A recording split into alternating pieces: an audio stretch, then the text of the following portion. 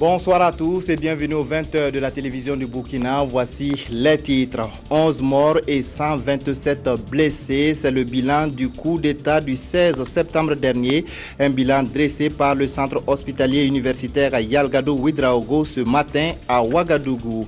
Et puis la Centrafrique est toujours plongée dans la violence. Les affrontements intercommunautaires ont fait plus de 40 morts à Bangui, la capitale. On ouvre ce journal avec cette information. Le général de gendarmerie Djibril Bassolé a été arrêté ce matin à Ouagadougou. Dans un communiqué rendu public hier, le gouvernement de la transition précisait que le général de gendarmerie Djibril Bassolé avait rejoint le camp du général Gilbert Diendéré. Au même moment, on apprend de sources militaires la reddition de deux proches du général Diendéré, à savoir le chef de corps par intérim de l'ex-RSP, le commandant Aziz Korogo et le capitaine Abdoulaye Dao. Dans une interview accordée ce soir à Radio Omega, le général Gilbert Diendéré appelle ses hommes à déposer les armes, à faire preuve de maturité et à rentrer dans les rangs. Ce communiqué du gouvernement, le service d'information du gouvernement, donc, suite aux menaces que les éléments putschistes de l'ex-RSP font peser sur l'avenir de notre pays, le gouvernement de la transition rassure le peuple du Burkina Faso qu'il a pris des dispositions pour garantir la sécurité, la poursuite du processus de désarmement de l'ex-RSP et la reddition de la poignée d'irréductibles retranchés au camp Nabakom. Par conséquent, il invite la population à vaquer à ses occupations. Cependant, il exhorte à rester vigilante et à suivre les consignes du gouvernement de la transition et celles des forces de défense et de sécurité, notamment à éviter tout mouvement dans la zone de Ouaga 2000 ce mardi 29 septembre 2015. C'est donc un communiqué du service d'information du gouvernement. Cet autre communiqué, le ministre des Enseignements secondaires et supérieurs et le ministre de l'Éducation nationale et de l'alphabétisation informent les élèves, les étudiants, les enseignants, les parents d'élèves et d'étudiants que la rentrée scolaire et universitaire 2015 est reportée au jeudi 8 octobre 2015. À tous, ils souhaitent une bonne rentrée scolaire et académique. La suite du journal. Les responsables du centre hospitalier universitaire Yalgado Ouedraogo ont dressé ce matin à Ouagadougou le bilan des décès et des blessés enregistrés pendant la durée du putsch. Ce bilan fait état de 11 morts et de 127 blessés. À ce jour, seulement 3 personnes sont encore soignées à Yalgado. Les autres ont été libérés et les médecins affirment que leurs vies sont hors de danger. Le reportage est signé Moussa Ouedraogo et Ismaël Diloma Sirima. 11 corps, dont les âges sont compris entre 14 et 37 ans, ont été amenés au centre hospitalier universitaire Yalgado Ouedraogo lors du putsch. À cela s'est ajouté 127 blessés. Les responsables de l'hôpital affirment que seulement 3 de ces blessés sont toujours hospitalisés. Les autres ont été libérés, mais doivent passer régulièrement pour des suivis. Ça fait parfois mal de voir des jeunes enfants fauchés à la fleur de l'âge comme ça. Ça fait parfois mal de voir des jeunes agoniser et qui vous échappent malgré l'engagement du corps et du personnel médical. Le directeur a également annoncé que la prise en charge des blessés du putsch est gratuite pour ceux qui ont été enregistrés à l'hôpital Yalgado. Il a également remercié tout le personnel qui s'est mobilisé pour la situation. Les premiers moments, ça n'a pas été du tout facile puisque le personnel ne pouvait pas avoir accès, non seulement pour les questions de sécurité, mais aussi pour les questions de la grève. Mais Dieu aimant le Burkina, nous avons pu bénéficier vraiment de l'appui inestimable vraiment de deux ONG. Un appui que le directeur général du centre hospitalier universitaire Yalgado Ouedraogo voudrait qu'on puisse étendre, surtout pour ce qui concerne les approvisionnements en carburant, ainsi que l'élargissement du stock d'oxygène pour pouvoir faire face aux ruptures en cas de trouble. Le bon déroulement du calendrier électoral a été perturbé par le coup de force du 16 septembre dernier. Ce coup d'arrêt intervenu à quelques jours de l'ouverture de la campagne présidentielle a eu des répercussions dans les états généraux des partis politiques engagés dans la conquête du pouvoir d'État. Le point avec Konsoum Koulibaly, Jérémy Ouedraogo et Bouma Ernest Nebié. À 3 jours de la campagne électorale, les candidats avaient balisé le terrain. Mais le putsch du 16 septembre dernier a changé les donnes. Le processus électoral est suspendu. Une situation qui porte préjudice aux candidats. Il faut dire simplement que toutes les équipes aujourd'hui qui étaient sur le qui-vive, qui avaient été mises en place, ont dû bousculer un peu le calendrier. Vous avez par exemple des candidats ou des membres des équipes de campagne qui avaient obtenu des congés dans le cadre donc de ces élections-là. Aujourd'hui, ces personnes sont soit obligées de suspendre le congé pour ceux qui le peuvent, mais pour celles qui le peuvent, mais pour ceux qui ne le peuvent pas, ce sont des congés qui seront consommés. Et ça crée également des soucis d'ordre financier. À ces préjudices d'ordre organisationnel et financier s'ajoute la longue attente à laquelle sont confrontés les candidats. Puisqu'à ce jour, aucune nouvelle date n'est encore annoncée pour les élections. On est obligé de repartir à zéro puisque nous avions tout préparé pour démarrer la campagne le dimanche 20. Aujourd'hui, on n'a aucune date, donc on est toujours dans l'incertitude. Mais je souhaite que je me trompe sur ce plan-là et que les uns et les autres se ressaisissent pour que le processus se remette en marche. Un recommencement qui va certainement mobiliser beaucoup plus d'énergie et de moyens. Néanmoins, les candidats souhaitent voir organiser les élections dans de meilleurs délais. Certains quartiers de la ville de Ouagadougou ont été inondés suite à la pluie qui s'est abattue sur la capitale burkinabé hier soir. Les eaux de ruissellement ont rendu certaines routes impraticables et causé de nombreux dégâts matériels. Le constat avec Konsoum Koulibaly et Bouma Ernest Nebié. La pluie d'hier soir n'a pas été totalement bienfaisante à Ouagadougou. Elle a provoqué des inondations comme c'est le cas ici, au centre de la ville, à côté du marché Zabre-Daga. Sanyiri et Kalgondé sont également des quartiers touchés par ces inondations. Nous sommes ici sur le tronçon de la nouvelle voie bitumée quittant l'avenue Charles de Gaulle et traversant le quartier Sanyiri. Des embouteillages sont ici provoqués par l'inondation.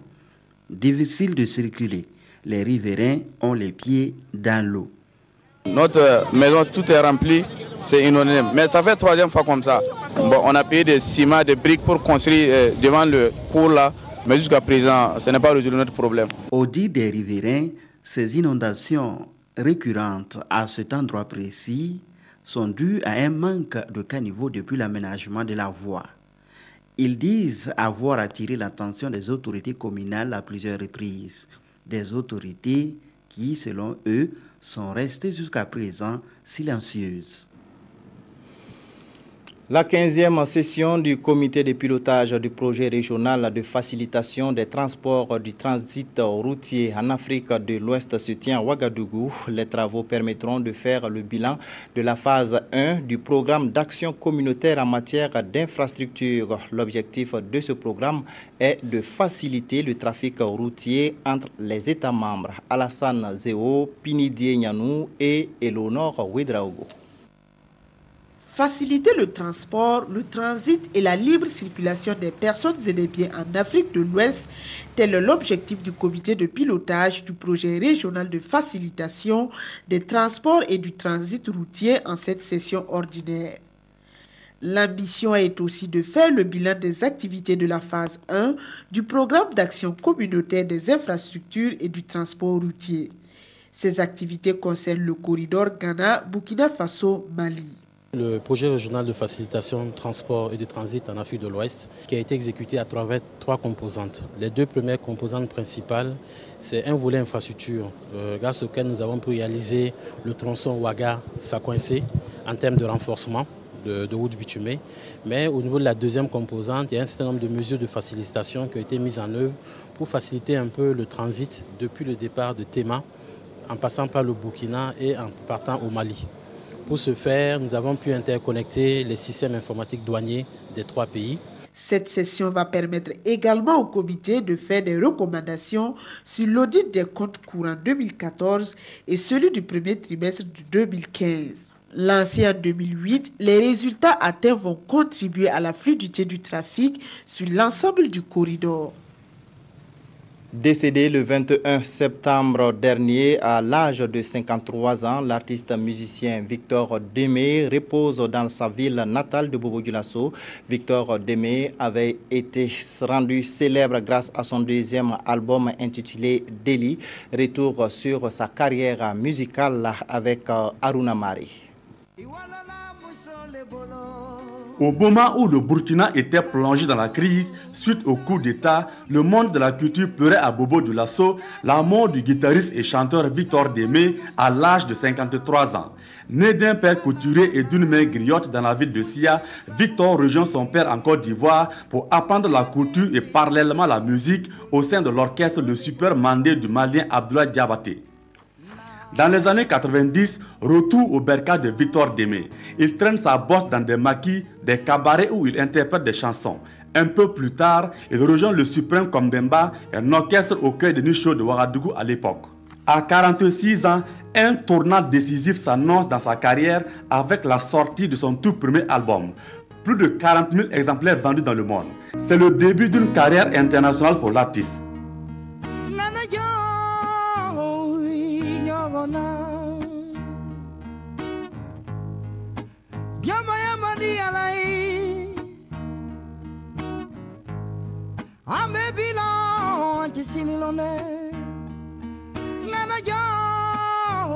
En 2010, sorti de son deuxième album baptisé Déli, sa voix poignante, douce mais puissante, ses notes musicales afro-cubaines teintées de blues font chavirer le cœur des mélomanes. En pleine préparation de son troisième album, Victor Démé est fauché par une crise de paludisme. Il était marié et père de 2 enfants.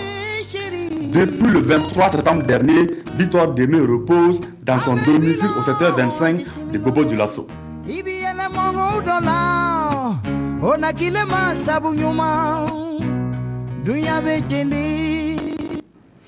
Et puis les artistes musiciens burkinabés ont rendu hommage à Victor Démé ce 26 septembre à l'Institut français de Bobo Dioulasso. Le concert, qui avait également pour but de soutenir la famille du défunt, a été marqué par l'interprétation des différentes chansons du célèbre guitariste Drissa Traoré Moumouni Barou.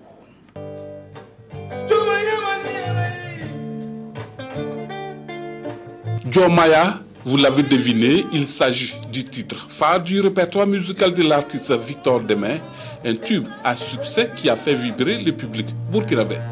D'autres morceaux sont également revisités grâce à des musiciens qui sont venus pour rendre hommage à l'artiste. Celui-là qui nous a abandonnés était vraiment une richesse pour toute la jeunesse africaine. Alors c'est une grosse perte pour toute l'Afrique entière. Aujourd'hui nous le pleurons, on le pleure, c'est vrai. Il nous manque, c'est aussi vrai, mais il demeurera dans nos esprits à travers ces chansons. On a fait 2 albums qui sont sortis et un 3e qui va malheureusement sortir à titre posthume le 27 novembre. Voilà, et on viendra le présenter tant bien que mal le 12 décembre à Bobo Dioulasso, si tout va bien. Voilà, à confirmer. Mais... Il a soulevé notre drapeau, quelqu'un ne peut même pas faire ça pour le moment. Il est seul depuis 2008, il est le seul même jusqu'à sa mort. De nombreux mélomanes ont effectué le déplacement pour soutenir la famille du défunt artiste. Et pour ses invités, Victor était tout simplement un baobab de la musique burkinabé et même d'Afrique. C'était très émouvant, c'était très beau et c'était assez proche de son travail. On a reconnu vraiment ses mélodies et on a eu quand même la chair de poule et des larmes aux yeux. Une autre soirée sera dédiée à Victor Démé le 12 décembre prochain, au cours de laquelle des artistes, parents et proches du défunt rendront des hommages sur sa vie. Le désarmement du RSP, les travaux du Conseil des ministres extraordinaire de ce lundi et la reprise du travail dans le privé et le public sont les principaux sujets traités dans les quotidiens. La revue de presse, c'est avec Aimé Solange Guigma. Les putschistes font appel à des forces étrangères et à des djihadistes, affichent le pays sur la situation nationale. C'était donc un faux repenti, s'interroge l'observateur Palga. Le journal pense que si toutes ces informations sont avérées, de la part des généraux, ce serait la plus haute trahison et le plus grave crime contre la Constitution, car dans son article 59, il stipule que en aucun cas il ne peut être fait appel à des forces étrangères pour intervenir dans un conflit interne. Accoler une telle accusation à Diendéré et à Djibril, c'est les accabler de l'infamante saut d'apatridie, nous informe aujourd'hui au Faso. Ce qui conduit le journal à se demander donc à quoi jouent Diendéré et Djibril. L'un, est-ce pour le pouvoir ou pour se venger d'avoir échoué au coup d'État? L'autre pour avoir été écarté par le Conseil constitutionnel dans sa course à la présidentielle. Ce qui est sûr, c'est que l'heure est grave et que le pays glisse vers un ravin, indique le journal. Pas de panique, écrit Sidoya, ne cédons ni à la panique, ni à la haine, ni au désespoir, nous précise le quotidien d'État. C'est une poignée d'éléments du RSP, instrumentalisés par Gilbert Diendéré, appuyé désormais par Djibril Bassolé, nous rassure le quotidien. À lire également dans les journaux de ce jour le compte-rendu du Conseil des ministres extraordinaire du lundi 28 septembre 2015. Après le putsch, le temps des comptes, rapporte Sidoya. Des pertes estimées à plus de 30 milliards de francs CFA nous apprend notre temps. Reprise du travail après le putsch, effectif dans tous les secteurs, nous informe aujourd'hui au Faso. De l'enthousiasme dans les services malgré des difficultés, constate notre temps. Je vous donne donc lecture intégrale de ce communiqué du service d'information du gouvernement qui vient de nous parvenir. Peuple du Burkina Faso, malgré les gages de bonne foi donnés par le gouvernement de la transition et les forces de défense et de sécurité, les éléments putschistes de l'ex-RSP sont restés inflexibles dans leur volonté de défier le peuple burkinabé en refusant de désarmer depuis le dimanche 27 septembre 2015, conformément aux engagements pris devant Sa Majesté le Moro Naba et la communauté internationale, usant de manœuvres dilatoires dans l'attente de renforts extérieurs et dans l'optique d'une remobilisation éventuelle de soutien interne. Ces éléments putschistes, entourés d'une poignée d'irréductibles, ont ainsi pris en otage la vie quotidienne des millions de Burkinabés.